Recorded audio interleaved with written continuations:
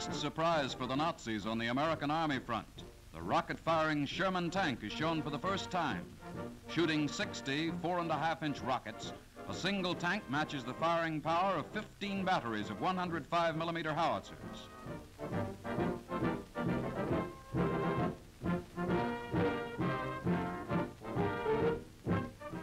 From the rocket tubes mounted on the turret of the tank, the rockets can be shot singly, in groups of 6, or all 60 in a continuous stream.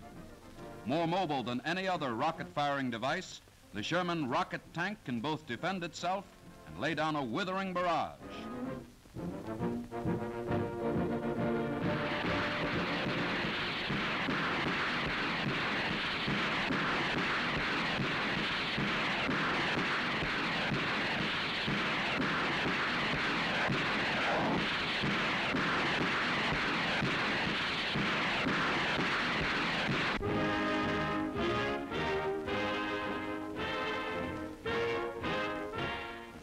After 6 years in exile, Dr. Edward Benes, President of Czechoslovakia, leaves England on the first stage of his journey home.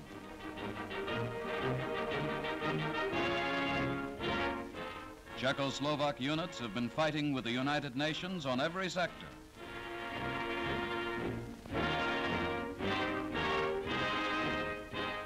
Now, as the climax approaches on the Eastern Front, Dr. Benes leaves to set up a new cabinet in preparation for the government's return to Czechoslovakia.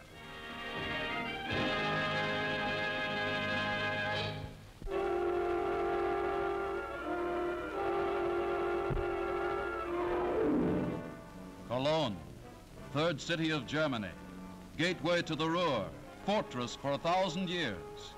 Today it lies in Allied hands. The cathedral, though damaged, still stands. Its medieval glass is safe in subterranean vaults. It will be repaired. But the main railroad station, only a block or so away from the cathedral, is a hopeless ruin. Smashed walls and twisted track. There will be no trains in Cologne in the near future. Less than half a mile from the cathedral, the great Hohenzollern Bridge across the Rhine lies in ruins. Amid desultory shelling from the enemy on the far side, the civilians come out of their caves and shelters and gather round the bulletin board. One would think he was waiting for a streetcar. But no, there will be no streetcars in Cologne for a while either.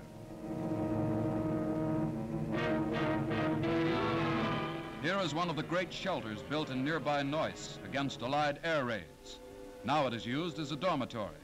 The houses are gone. Now it is a community center. From stocks hidden while German troops were still there, food is collected, distributed, and cooked in communal kitchens. Cabbage and potatoes. Prisoners in Cologne did not get cabbage.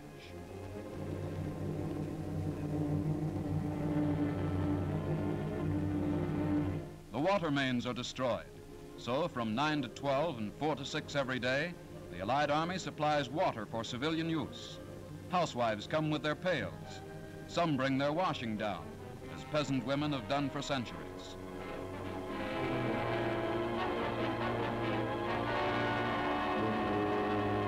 Food was looted from hidden German army stores. But now Cologne will eat only what Cologne can supply. And Cologne, for the sake of its own stomach, is cooperating. Slowly, under military supervision and by its own efforts, Cologne is coming back to life.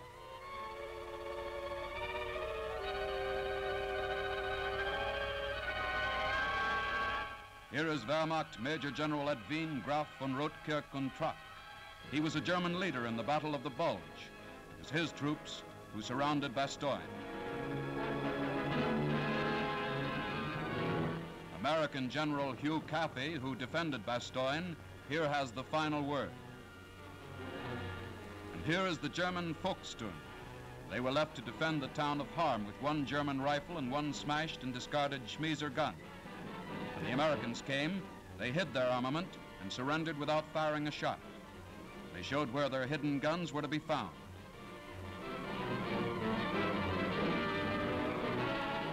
They led troops to the riverbank where they had cached 3 old flamethrowers. This was the Volkssturm that was going to fight to the last bullet and the last man. As the American armies drove forward to the Rhine, they were met by another army, an Allied army that had struggled through 5 years of the most appalling hardships toward freedom. Poles, Czechs, Frenchmen, Russians, Yugoslavs. Some of them ill, some still suffering from wounds. All of them hungry, miserably clad and cold. These men, rotting in a German prison camp, had, on the approach of the liberating armies, risen and broken out and made their way through the enemy lines toward their brothers in arms. Some had no word of home in 5 years. Some had worked in the German mines.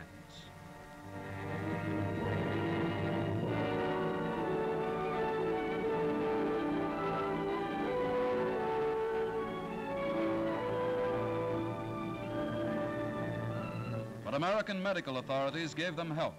The sick were cared for. The cold were given warmth. The hungry food. Some of the prisoners wept. The French silently refused their cigarettes and offered them to the Russians.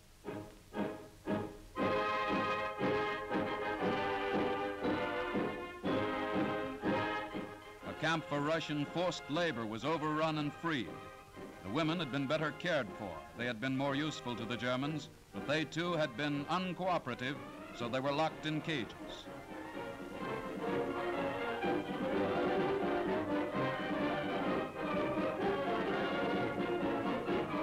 And then they are told the astounding news from the Eastern Front, how their comrades are on the Oder, how Russia has come back from defeat. When Allied troops reached the camp at which they had been held, the story was plain to see, quite plain. The first weeks in March saw Allied armies driving eastward to the Rhine, from Nijmegen down to the borders of Alsace.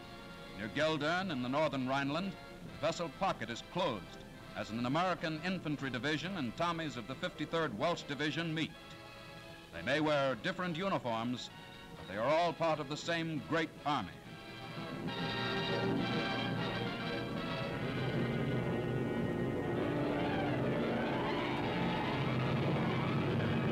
Almost without opposition, the town of Bad Godesberg is seized. It is here that one of the Hitler-Chamberlain meetings took place in 1938. There is less arrogance in Bad Godesberg today. The white flags are out. Only the snipers have to be cleared. The bitter final resistance.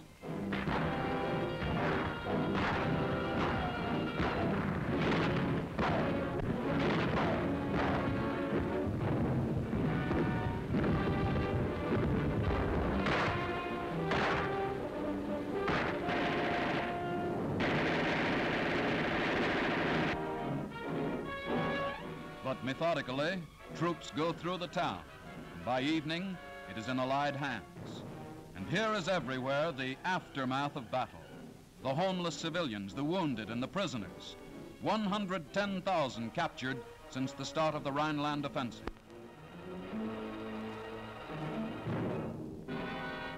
As Allied armies drew up to the Rhine, they found that in the main, the enemy had done his job well. One by one, from Emmerich down to Bonn, the bridges had been blown. But south of Bonn, the little town of Remagen, by a great stroke of daring and good luck, a railway bridge was captured intact. Desperately, the enemy flung in planes trying to bomb the bridge. He failed.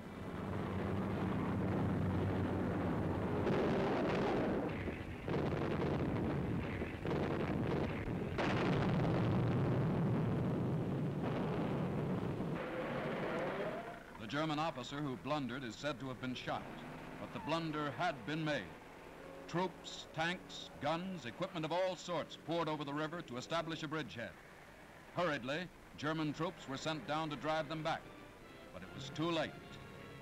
Now the last desperate stand begins, but for the Rhineland, too late. For the Rhine, for Germany, for the Nazi Party, too late.